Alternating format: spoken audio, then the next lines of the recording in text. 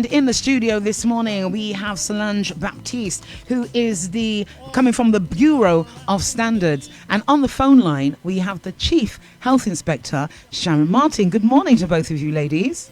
Good morning. Good morning, Alpha. Good morning. And how are you this morning? I'm not in the best state of health, but I'll try my best. Amen. That's all the interview. That's all we can ask for, darling. That is all that we can ask for this morning. All right. And hopefully you are able to give us the information that we need so that we can make sure that, as your logo says, food safety, everyone's business. Now, the food standard saves lives. It's the 60th anniversary of Codex. Now, some people are sitting there saying, what is Codex? Okay. Who is Codex? Solange Baptiste from the Bureau of Standards. Please explain to us who and what is Codex. Okay, so the Codex and the whole thing is the Codex Alimentarius. So we're going to do a little Latin here. Mm-hmm. Codex Alimentarius is the Latin for food code.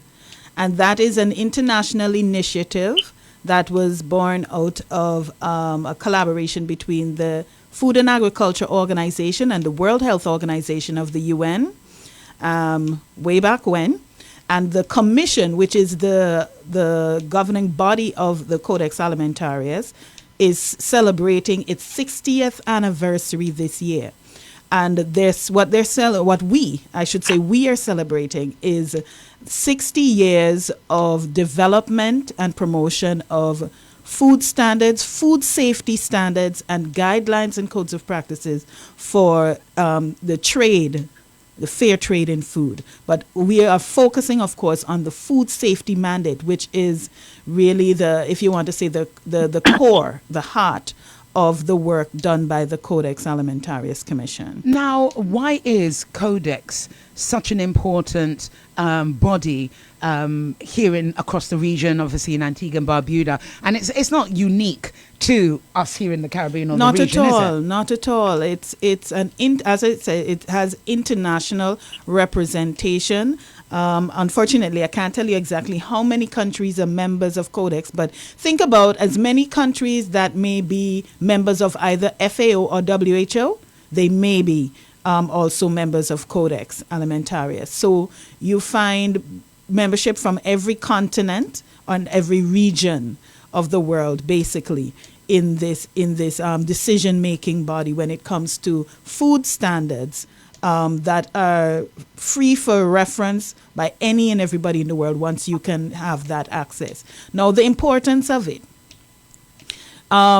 Codex is also one of the reference bodies for the World Trade Organization agreement on sanitary and phytosanitary measures. That just has to do with the measures that govern the trade in food and, both vegetable and animal products, and health issues that are, that impact us worldwide, basically. So it's one of the reference bodies, whether you're looking at supporting harmonized trade or trade with harmonized standards, or sometimes for dispute settlements. They refer to the standards to make sure, nobody's trying to put an unnecessary burden or hoodwink another country by saying, you don't meet our standards, so, we can't trade with you. We do that sometimes to protect our own markets, and Codex is one of those bodies referenced for, to prevent that sort of thing happening. And looking at our food safety, especially here in the Caribbean and the Eastern Caribbean as a whole, how important is it to monitor what we get here? And is it just businesses? Like, you talk about international. So obviously these are business, large corporations and businesses that create food, make food, bring us our packages and we get them through the port, et cetera, is it just business, or do we look at the household as well? No, today I really want to emphasize personal and individual responsibility.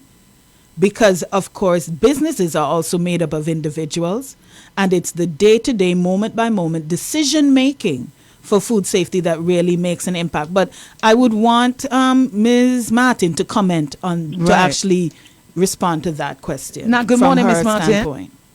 Good Hi, good morning. Good morning. We are asking and looking at the regulation of foods here in Antigua and Barbuda. Is it just about business, or is it also in the household? Because obviously we get a lot of food imported here into Antigua and Barbuda. How important is this, standardization of our food and the impact it has on our lives here in Antigua and Barbuda? Well, let me say once again, good morning. When we are looking at food safety, it's a concern of everyone, not only businesses, but also householders, the consumers. Okay?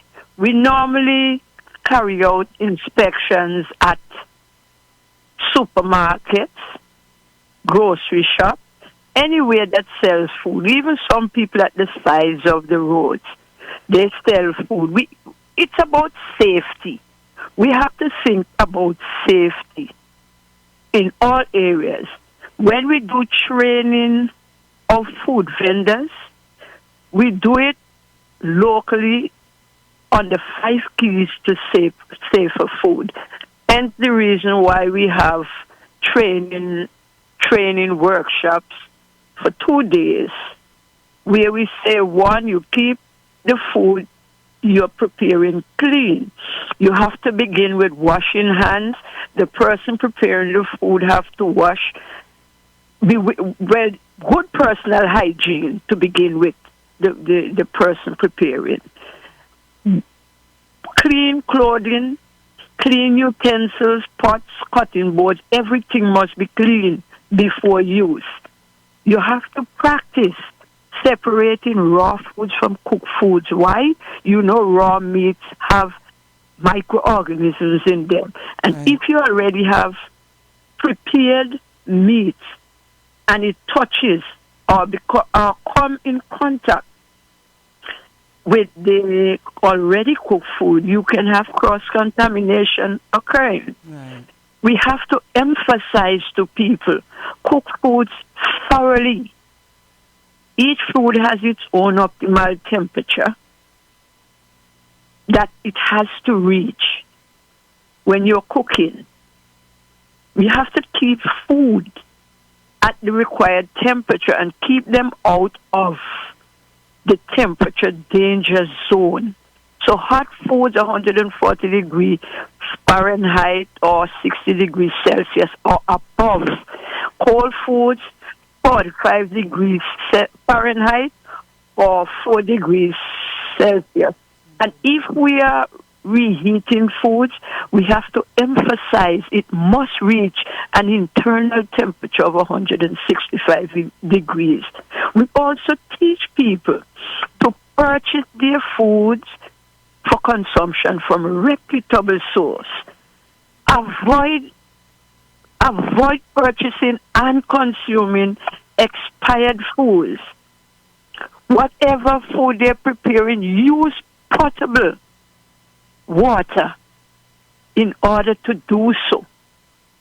So we here in Antigua, we have to be promoting the safety of food, not only in restaurants, snackets, but also in the household. Yes. Because at the end of the day, if you become food poison, we all end up at the hospital, and the hospital afford to be dealing with an outbreak, a foodborne disease outbreak at the same time, and have other health issues to handle. Now, I can't recall us here in Antigua having, one of those kind of like outbreaks of food poisoning. And again, that's just testament to the work that your department and those associated within your department do to ensure the health and the standard of the food that we consume as daily consumers. What advice and how do the public, Joe public, apart from coming on your courses, how can they get this information?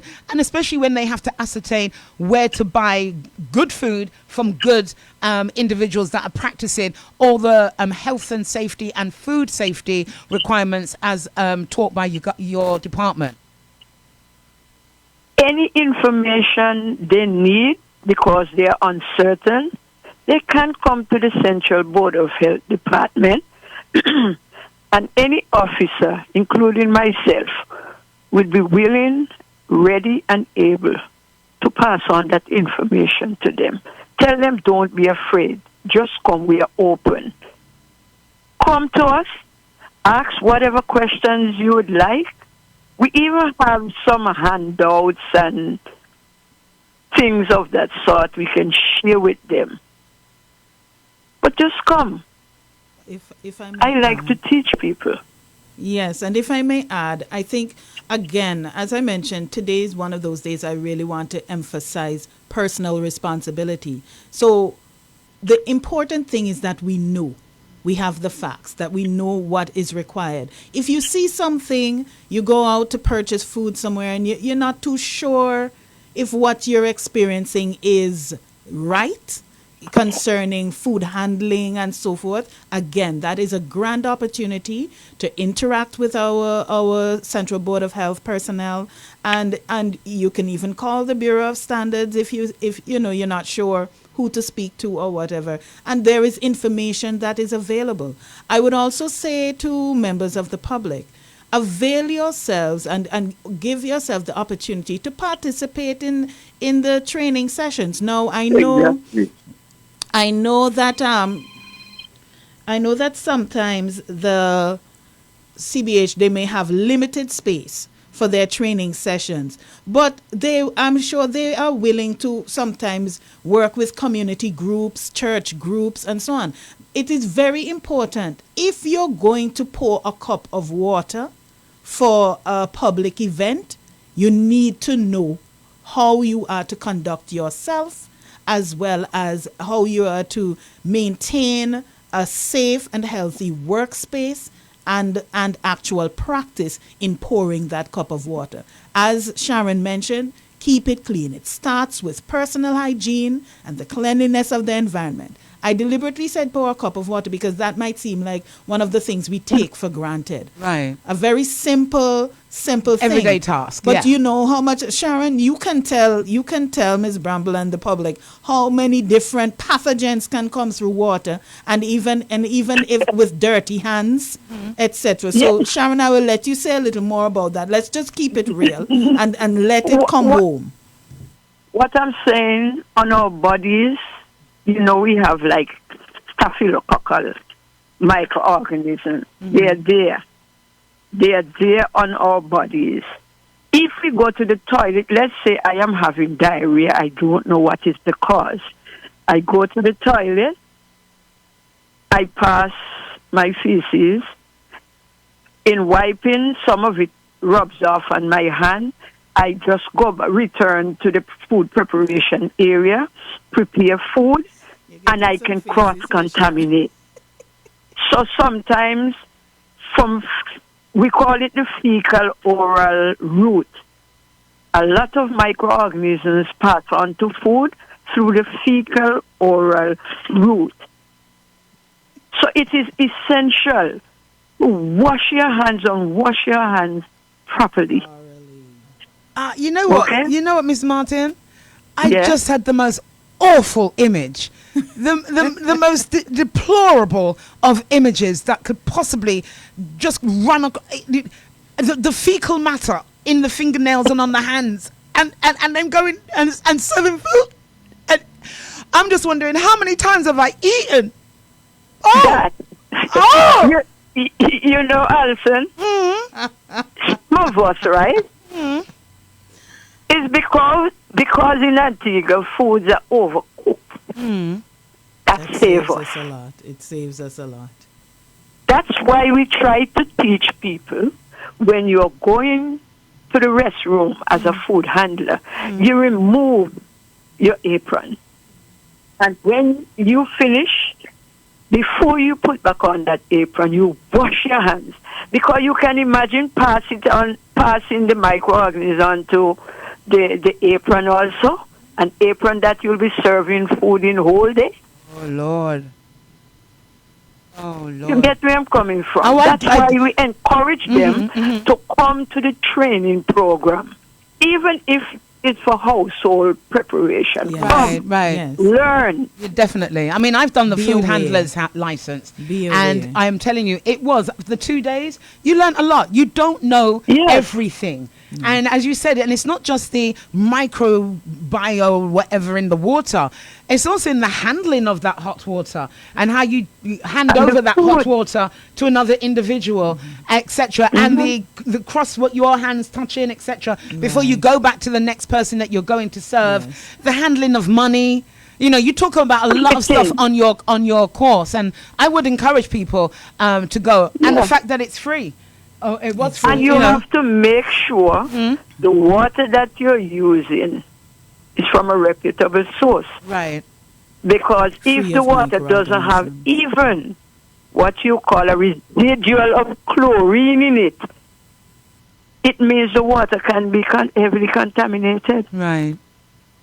So we've asked people, and I said to people, they keep telling me about rainwater is good water. You know the local saying? Oh, I have good water, I use good water. No. But that water has to penetrate the atmosphere and come down. And how many particulate matter it comes in contact with before it goes into your tank. How about birds and dust particles and other Rodents. things falling on your roof? When the rain comes, it washes it down into the guttering, into your tank. How good is that water? Right. Exactly. You know, as for exactly. me, as long as the APA water, even having a trace of chlorine, it is telling me no microorganism is in it. So I'm encouraging people use water from APA as long as it has in chlorine, and that's why my officers will go around to check to make sure the water from APA has in chlorine. If it doesn't have any chlorine, we ask them to batch chlorinate the supply. We call them, and let me say we have a good relationship with the Antigua Public Utilities Authority. Right. And people out there, when you see a pipe burst, you need to report it immediately. Why? Because when the pressure in that water drops, it falls, it begins to suck in what is around it. And that's the way water can become contaminated too. So, and another advice before I leave, when you go to purchase your food from any vendor, if you don't see that steam emerging from that food to tell you that food is piping hot, don't let nobody serve you no lukewarm food. Because microorganisms that can affect you, they like lukewarm temperature. Thank you so much, Mrs. Martin, for joining us this morning, and for and I know I'm going to let you go because I know that you're not feeling too great this morning. I really do appreciate your time and effort this morning to share with the public, to come into the Central Board of Health and get the information, join the courses. Courses are usually run at the Multipurpose Centre. I know that's where I went and did my course. So again, refreshers are available. You can go down there. The only thing you have to pay for is your license at the end of it, if you indeed want one. We limit the size, the class size. We do limit it. But you So do have first regular come, first classes. serve. But you do have regular classes. Yes. Right. First come, first serve until you're at the next class. Right. So I want to thank you this morning for sharing that information. And again, the analogy of the water, something we all use and something that we clearly every day take for granted. And I also want to thank you for your officers coming in a couple of weeks ago talking about mosquitoes and what we need to do as a community to reduce those as well. Because again, those ants, mosquitoes, roaches, etc., have an impact on your food safety if your current or the home is not where you start off is not actually clean as well. So we need to make people aware of how the journey of their food before it gets to the consumer. So thank you this morning, Mrs. Martin. That's the Chief Health Inspector for the Central Board of Health here in Antigua and Barbuda. And please, you take care of yourself. I will. Thank you. Take care for now. Okay. All right. We'll continue the discussion with Solange Baptiste, who's from the Bureau of Standards. Now, Solange, in conclusion and coming up with listening to what Mrs. Martin has said, and also what you've said as well, and you're saying you're trying to really hit home at the home. Yes. Yeah, the home. What advice, guidance do you have for our citizens here in Antigua and Barbuda who, we take a lot of things for granted when it comes to the home and in our preparation. And sometimes, you buy a food, you put it in the car. No. You bring it all the way home. I mean, how many of us have bought lunch and left it in the car or on the side and, or in the office on the side, and you just thought, okay, I'll have that later. And work overtakes you. And then you take it home, you drive it like a passenger all the way home, only to sit there and think, oh, I think I can have this now. What's some advice? Give us some advice, because some of us may be poisoning ourselves on a regular.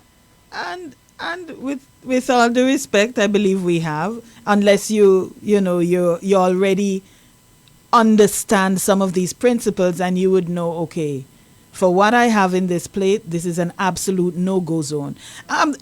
Awareness goes a long way. Awareness goes a long way. And when we speak about standards,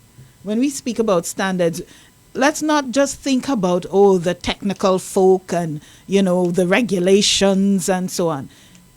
In plain old knowledge and well-practiced habits, the good habits that we glean from the knowledge, the correct knowledge when it comes from the authorities and so on, will become lifestyle.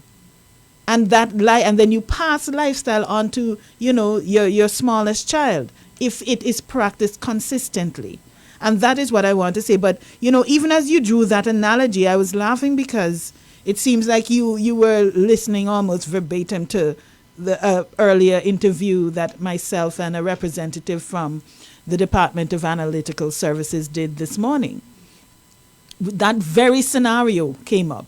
You purchase your lunch.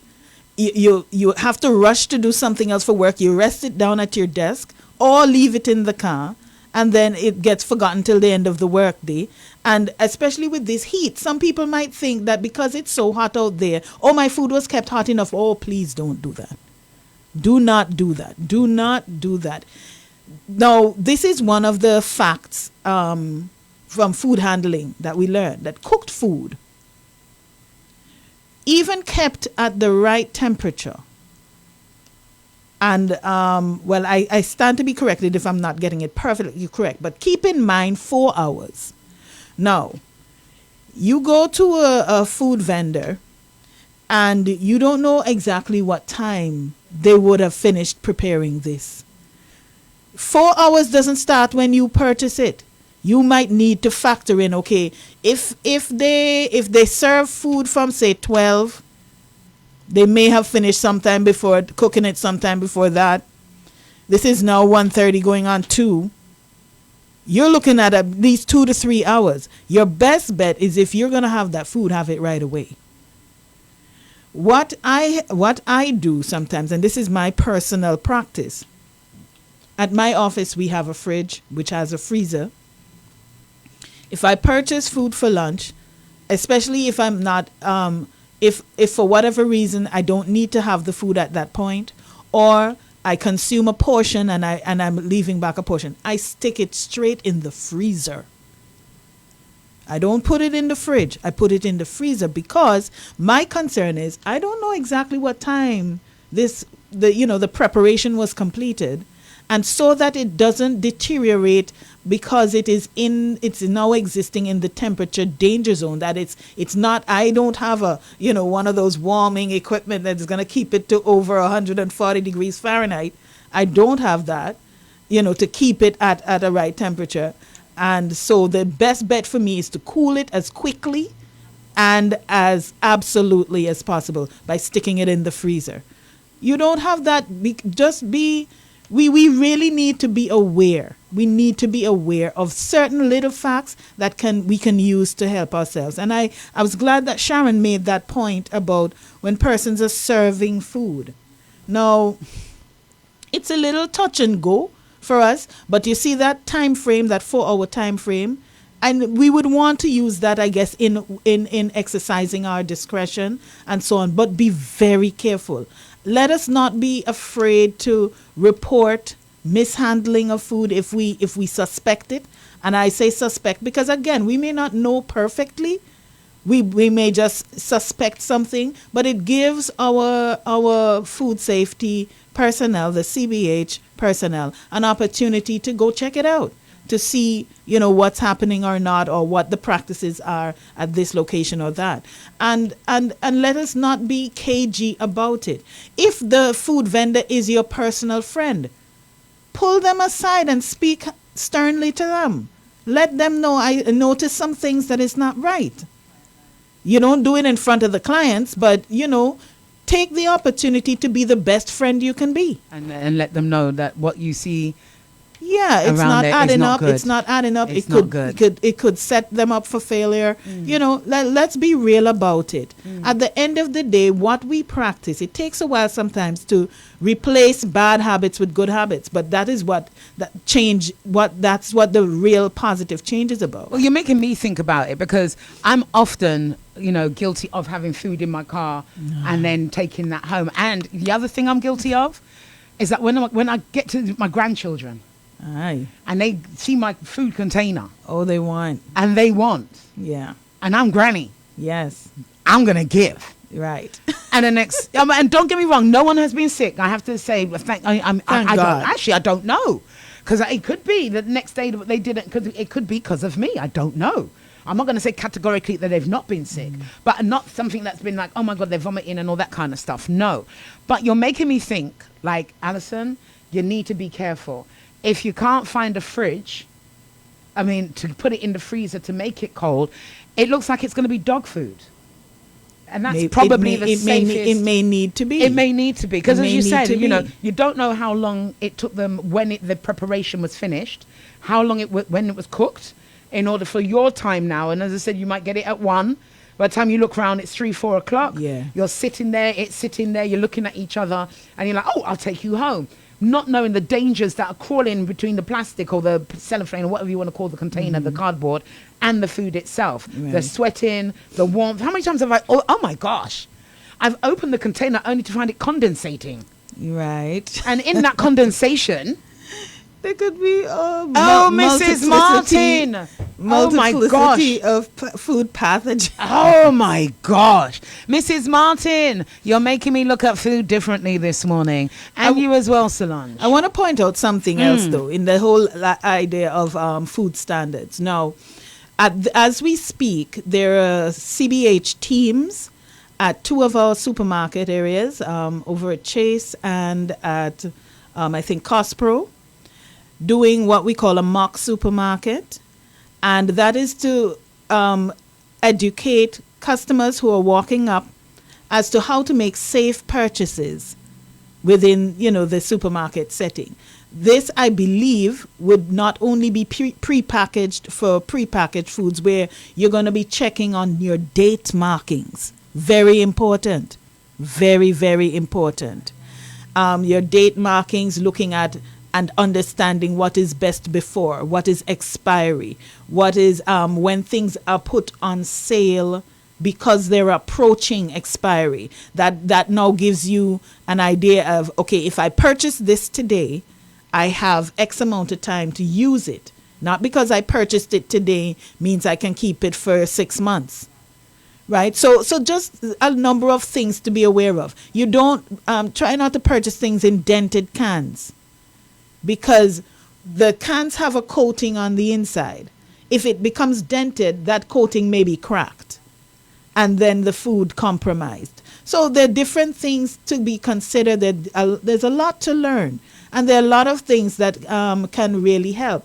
I myself, and out of my own carelessness, made myself a victim of an expired product. And I find, especially with processed foods, you have to be so careful. I mean, that when you look at the ingredients, and there are a lot of stuff you can't pronounce, Well, we'll say if it does, if it's not, you can't pronounce it, it's probably not real food. I know, right? If you can't say it, you can't eat it. You shouldn't. You probably shouldn't. But it was a situation. I had purchased this product. I had it at home for a while. I wasn't really paying attention to how long I had it. And one morning I got up and said, let me use it. Oh my goodness. I found myself in a position I had to drive myself from home straight to the pharmacy to get antihistamines because my chest was tightening, my throat was closing, I started itching because I had poisoned myself with an expired product. Wow. Right? It was something that you have to process further and then cook it. Right? But I just had not paid attention to the fact that it had already expired. And so, we don't want to be setting ourselves up to kill ourselves. Not at all. So we need to be conscious of these things and take them seriously. Well, when it comes to our food, Hello? Hi, good morning. Good morning. I would just like to ask a question. Okay, no problem. If the ladies, them, or who, if they have time, I know they can't visit everybody, but I would like to know if they try to visit to see where some of those sellers, where they put the chicken or the spare ribs or what to the fries, and where they usually wash them and everything. Because I was a cook for 20 years, and I know what's going on in kitchen, behind closed doors. So I would like to know, and we did have to go to our doctor every 3 months, and so not just go to the classes to get your thing. You have to go to the doctor to get your checkup and everything. I would like to know if they look into that. Thank you. You're more than welcome. Thank you for the question.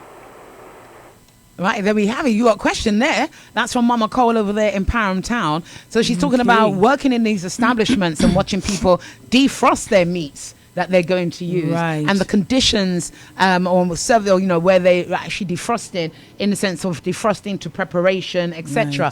I think she's there talking maybe about cross-contamination. Well, actually, that is one of the points that comes under proper temperature controls. Meat should not be defrosted in the heat that we experience on a day-to-day basis.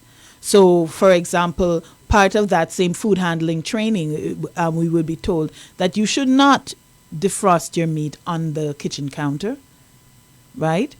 If it should be under running water. Now, international best practice would say under running water. We know that in an Antigua and Barbuda, that can't happen. We don't have that amount of water. Exactly. And you're talking about, as Ms. Martin mentioned, the potable water that APUA provides, you're going to have to pay for that. Right. So we don't have that. The best thing to do, especially on a household level, is if you can get it in a container a day before, put it in the lower part of your fridge, and it slowly that's what I do. Defrosts. Actually, that is what I do. So that means you learned something that you have put into practice, and thank God for you, your children. I actually do that. I actually do. I put it in a container and leave it in the fridge and let it defrost slowly, and leave it that way. I would have wanted Miss Martin to weigh in on, the bulk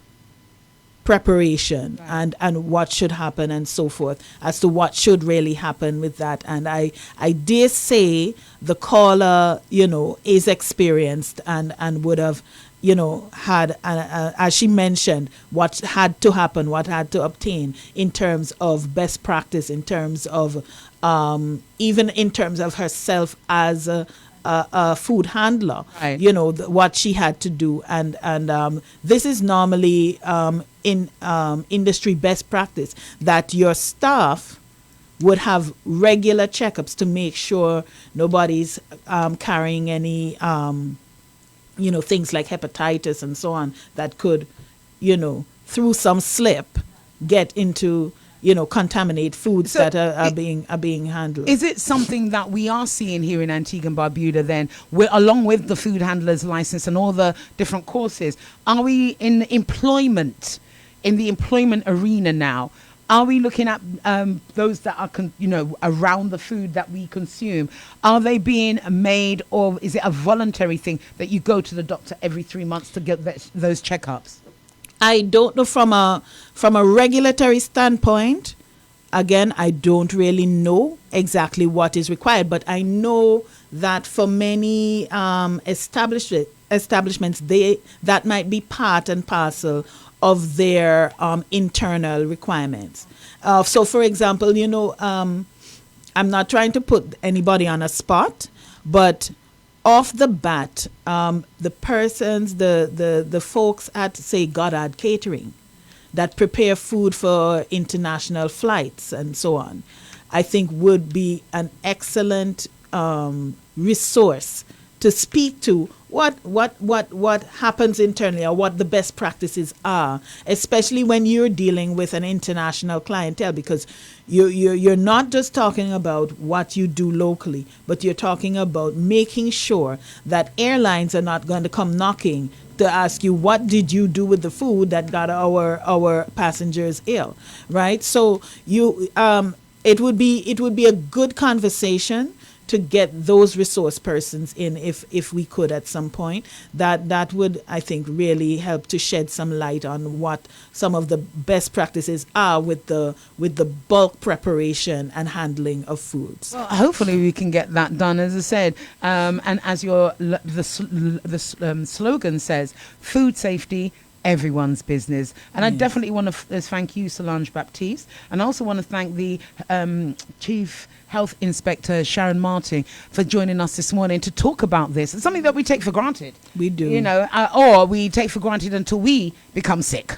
True. And then you want to trace your mind where you ate and what you did. Yeah. And again, food handlers or anyone at home, or please, the analogy that Miss Martin gave in regards to the food handler and the bathroom, etc. Let's try and reduce any form of fecal matter, urination matter, or anything really. Even saliva. The whole idea of when we spoke about staphylococcus, that is why food handlers are supposed to cover their hair. Right. That is why we're supposed to, in some cases, I don't want to speak about wearing gloves, because the gloves are a touchy issue. And it's a different issue as well, because slightly different issue. But the way that Miss Martin showed us at the food handlers to wash our hands, we weren't just washing our hands. You wash up more or less to your elbow.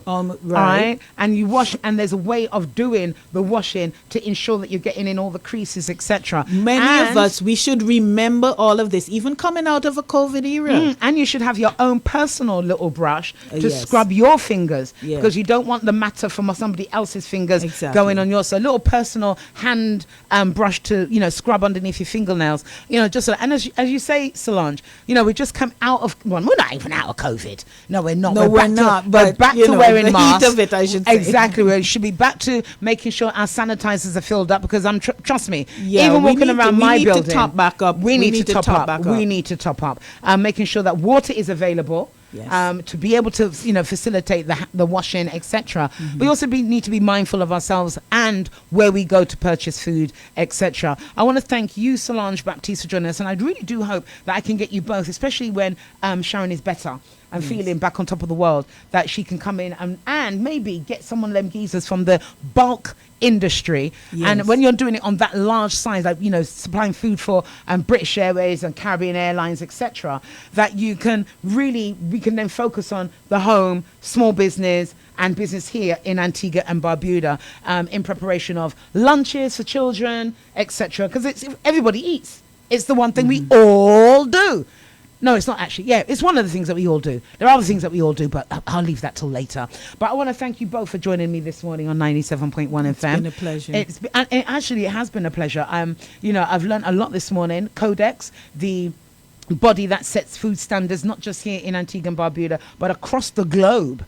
So it's not just us being told how to look after food and how we approach food, but it's something that is standard across the globe. And we want to especially here in Antigua and Barbuda, especially in the heat and the conditions that we have, we want to make sure that we're doing best by ourselves, because food safety is everybody's business. Food standards saves lives. And I want to kind of end it on that note. Thank you both for joining us this morning. Anyone you want to thank or talk to or say goodbye to or anything? Well, I just wanted to say, as you said, food standards saves lives. From another context, I would want to borrow the phrase that the life you save may be your own. Most definitely. Right. And just to encourage us to, stay tuned and to take full advantage of every opportunity to, really glean that knowledge and make it part and parcel of our lifestyle. Because at the end of the day, a healthy nation will attract persons, and we know